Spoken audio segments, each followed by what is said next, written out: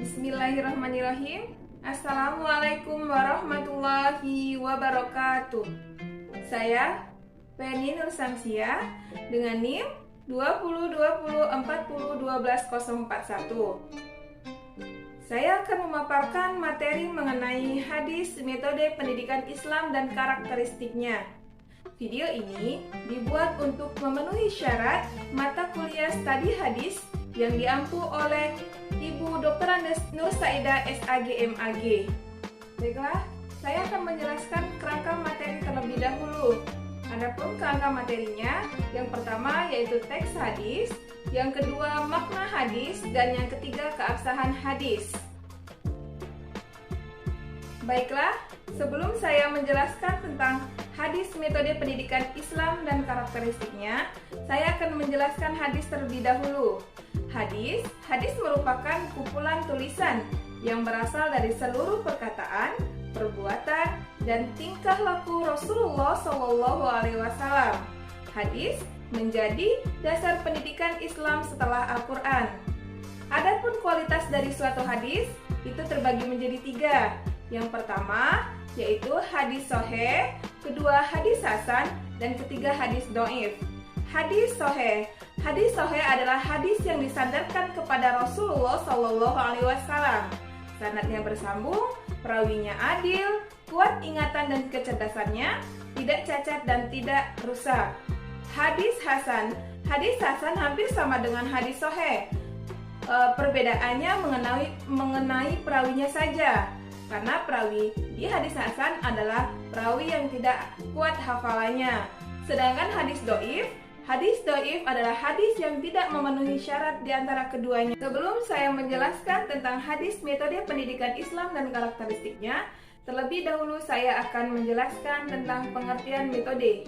Dalam bahasa Arab, istilah metode disebut dengan thoriqah, yang artinya jalan, cara, atau suatu langkah strategis yang harus disiapkan oleh pendidik sebelum melakukan suatu pekerjaan atau pembelajaran. Seorang pendidik dituntut untuk mampu memilih dan menggunakan metode yang tepat sesuai dengan materi dan karakteristik peserta didik. Nah, jadi metode itu suatu hal yang penting dalam proses pembelajaran di sekolah. Jika di dalam suatu proses pembelajaran di sekolah tidak menggunakan metode atau cara yang tepat dalam memberikan materi, maka materi tersebut akan sulit untuk diterima dan dipahami oleh peserta didik. Sehingga tujuan dari suatu pembelajaran akan sulit untuk tercapai. Metode pendidikan terdapat juga di dalam Quran surat An-Nahl ayat 125 yang berbunyi, A'udzu billahi minasyaitonir rajim. Bismillahirrahmanirrahim. Ud'u ila sabili rabbika bil hikmati wal mau'izatil hasanati wajadilhum billati hiya ahsan. Inna rabbaka huwa a'lamu biman dhalla an sabilihi wa huwa a'lamu bil muhtadin. Yang artinya, serulah manusia kepada jalan Tuhanmu dengan hikmah dan pengajaran yang baik, dan berdebatlah dengan mereka dengan cara yang baik pula. Sesungguhnya Tuhanmu, dialah yang lebih mengetahui siapa yang sesat dari jalannya, dan dialah yang lebih mengetahui siapa yang mendapat petunjuk. Ayat di atas menjelaskan bahwasanya metode pendidikan itu dengan 3 cara. Yang pertama yaitu dengan bil hikmah atau biasa kita sebut dengan keteladanan. Yang kedua dengan mau'izah yaitu nasihat. Dan yang ketiga ya wajadilhum atau mujadalah dengan diskusi. Nah, baiklah, saya akan menjelaskan tentang hadis metode pendidikan Islam yang pertama, yaitu hadis metode bil hikmah atau keteladanan. Hadatsana Musaddadun hadatsana Abdul Waris ibnu Sa'id an Husainil Muallimi an Budail bin Maisarah an Abil Jauzai an Aisyata qalat kana Rasulullah sallallahu alaihi wasallam Yaftatihus shalah bitakbir wal qiraah bilhamdulillahi rabbil alamin.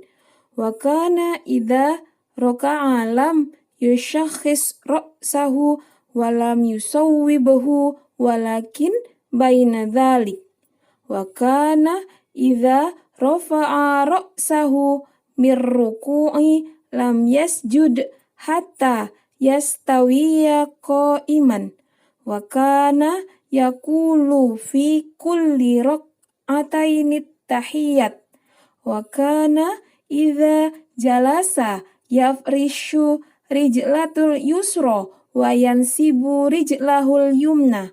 Wa kana yanha an akibit syaitani wa an farsyatis sabu. Wa kana takhtimus sholata bitaslim. Sunan Abi Daud nomor 665. Adapun makna dari hadis tersebut adalah telah menceritakan kepada kami Musaddad, telah menceritakan kepada kami Abdul Waris bin Sa'id dari Husain al-Mu'allim dari Budel bin Maisarah dari Abu al-Jauzah dari Aisyah, dia berkata, Rasulullah Shallallahu Alaihi Wasallam memulai sholatnya dengan takbir dan membaca Alhamdulillah. Dan apabila hendak ruku, beliau tidak menengadah dan tidak pula terlalu menunduk. Akan tetapi, pertengahan antara keduanya. Apabila mengangkat kepala dari ruku atau biasa yang disebut dengan i'tidal, beliau tidak langsung sujud sehingga tubuh beliau berdiri tegap. Dan di setiap 2 rakaat, beliau biasa membaca at-tahiyat. Apabila duduk, beliau duduk di atas kaki kiri dan menegakkan kaki kanannya. Beliau juga melarang duduknya syaitan, yaitu duduk di atas tumit, dan melarang menghamparkan kedua telapak tangan dan hasta seperti binatang buas ketika sujud. Beliau menutup sholatnya dengan salam. Keabsahan hadis tersebut bahwasanya penulis menemukan informasi. Hadis ini ditakhrij oleh Abu Daud nomor 665. Hadis ini merupakan hadis sahih dikarenakan perawinya adalah sahabat, siqah hafiz, adil dan makbul. Nah, adapun sanadnya, yang pertama yaitu Musyaddad bin Musrihat, Abdul Waris bin Sa'id, Al-Husain bin Dafwan, Budel bin Maisarah, Aus bin Abdullah, dan yang pertama kali meriwayatkan adalah Aisyah bin Abu Bakar. Menurut Mustaqim, metode keteladanan merupakan metode yang sangat penting untuk diimplementasikan. Begitu pentingnya suatu keteladanan seorang pendidik, sehingga pendidik mampu membentuk kepribadian peserta didik. Nah, pelajaran yang dapat dipetik dari hadis tersebut, bahwasanya yang pertama, pendidik harus dapat menjadi contoh yang baik dalam perkataan, perbuatan, dan pendapat yang akan disampaikan oleh peserta didik. Yang kedua, mengajar menggunakan perumpamaan yang baik dan benar. Dan yang ketiga, pendidik tidak boleh menghakimi peserta didik. Baiklah, selanjutnya hadis kedua, yaitu hadis metode mau'idhah atau nasihat. Hadatsana Qutaibatu bin Sa'id wa Zuhairu bin Harbin qala hadatsana Jarirun an Abdul Mali bin Umair an Musa bin Talhah an Abi Hurairah qala lamma unzilat hadhil ayah wa andir ashiratakal aqrabin da'a Rasulullah sallallahu alaihi wasallam Quraisyan fajtama'u fa'amma wa khassa faqala ya bani Ka'bi bani Lu'ayyin anqidhu anfusakum minnar ya bani Murrata bani Ka'bin anqidhu anfusakum minnar ya bani Abdi Syamsin anqidhu anfusakum minnar ya bani Abdul Manaf anqidhu anfusakum minnar ya bani Hashim anqidhu anfusakum minnar ya bani Abdul Muttalib ankidhu anfusakum minnar. Ya Fatimah, ankidhi nafsaki minnar. Fa inni la amliku lakum minallahi syai'an ghaira anna lakum rahiman sa'abulluha bibalaliha. Sahih Muslim nomor hadis 303. Makna dari hadis tersebut adalah telah menceritakan kepada kami Qutaibah bin Sa'id dan Zuhair bin Harb, keduanya berkata, telah menceritakan kepada kami Jarir dari Abdul Malik dan Umair dari Musa bin Tolha. Dari Abu Hurairah dia berkata, ketika turun ayat, berilah peringatan kepada kaum kerabatmu yang terdekat. Quran Surat Asy-Syu'ara ayat 214. Maka Rasulullah SAW menyeru kaum Quraisy hingga mereka semua berkumpul.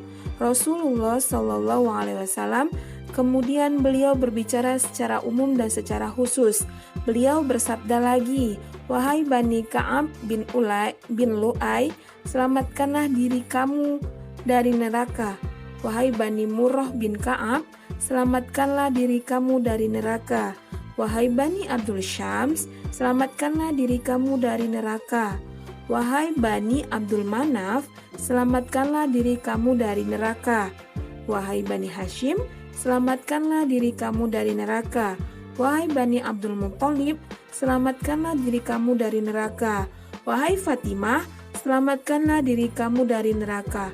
Sesungguhnya aku tidak memiliki kekuatan sedikit pun untuk menolak siksaan Allah kepadamu sedikit pun. Selain kalian adalah kerabatku, maka aku akan menyambung tali kerabat tersebut. keabsahan hadis tersebut. Penulis menemukan informasi bahwa hadis ini ditakhrij oleh Muslim dan Ahmad. Sanad yang penulis akan teliti adalah dari jalur Muslim nomor 303. Hadis ini merupakan hadis sahih dikarenakan perawinya adalah sahabat, thiqah, hafiz, dan adil. Sanadnya yaitu dari Qutaibah bin Sa'id, Jarir bin Abdul Hamid, Abdul Malik bin Umair, Musa bin Tolha, dan dari Abu Hurairah. Menurut M. Asy'ari, metode nasihat merupakan metode yang penjelasannya tentang kebenaran dan kemaslahatan dengan tujuan menasihati orang agar mendapatkan kemudahan dan kebahagiaan. Pelajaran yang dapat dipetik dari hadis tersebut, yang pertama yaitu pendidik harus mengingatkan kepada siswa dalam hal kebaikan. Yang kedua yaitu memberi nasihat dengan lembut dan penuh kasih sayang. Hadis yang ketiga yaitu hadis mujadalah atau hadis diskusi. Hadatsana Qutaibah bin Sa'id wa Ali bin Hujr qala hadatsana Ismail wa huwa bin Ja'far an Ala'i an Abi Hurairah anna Rasulullah sallallahu alaihi wasallam qala atadruna mal muflisu qalul muflisu fina man la dirhamalahu wala mata faqala innal muflisa min ummati ya'ti yaumal qiyamati bisolatin wa siyamin wa zakatin wa ya'ti qad syatama hadha wa qadhafa hadha wa akala mala hadha wa safaka dama hadha wa daraba hadha fayu'ta hadha min hasanatihi wa hadha min hasanatihi fa in faniyat hasanatu qabla an yukdo ma alaihi ukhidha min khotoyahum faturihat alaihi summa turiha finnar. Sahih Muslim nomor hadis 4678. Makna dari hadis tersebut adalah